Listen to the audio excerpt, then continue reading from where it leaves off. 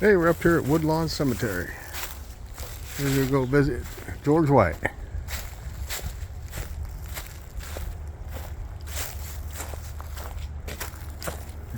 Let's see if we can get through here. They've kind of changed things up here.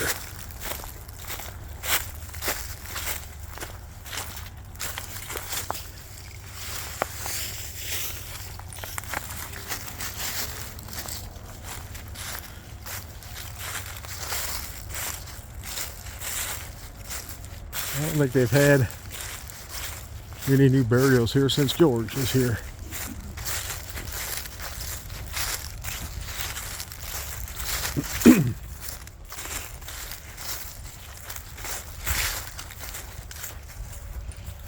The crunchy leaves.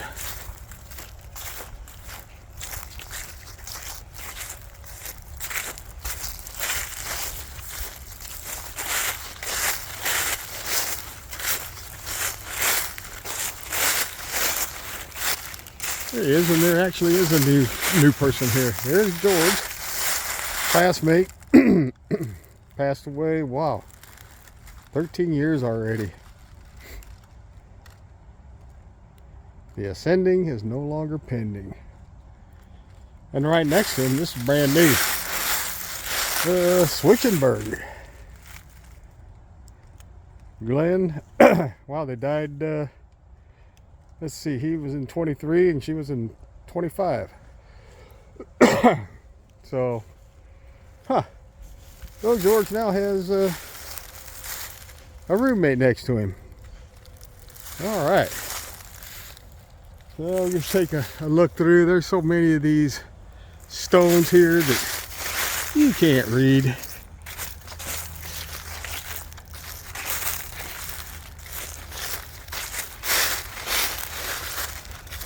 Crunch, crunch, crunch.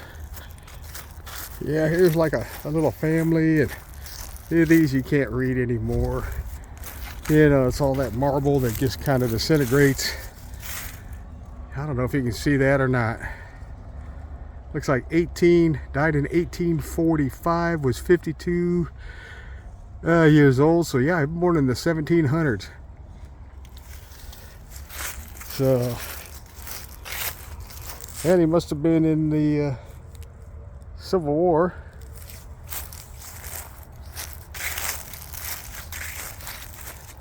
There's a lot of these that you can't read anymore. Let's see what we got here. Another 1700 Tolliver, 50 years old, died in 1840 something. So yeah, there's a lot of these. It looks like maybe they've fixed some of these up since the last time I was here.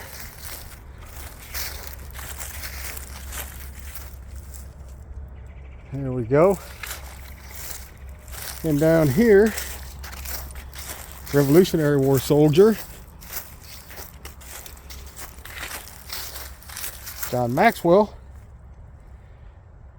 He was 92 years old and died in 1857. So yeah, he was born in 1775 apparently. So, and then over here there's a marker. Here's his wife, and these are original stones. Jane, she was 59, died in 1833. So yeah, you know, you always wonder, you know, in the 1700s, how did these people live and all of that. So yeah, we'll look at some more of these. Here's one, Aaron Rhodes, and a lot of, they call this, it's Woodlawn, but its secondary name was Rhodes Cemetery because there's a lot of roads here. You know, here's Aaron Rhodes, only 25, died in 1833. So, and here's, I'm not sure if this is first buried here.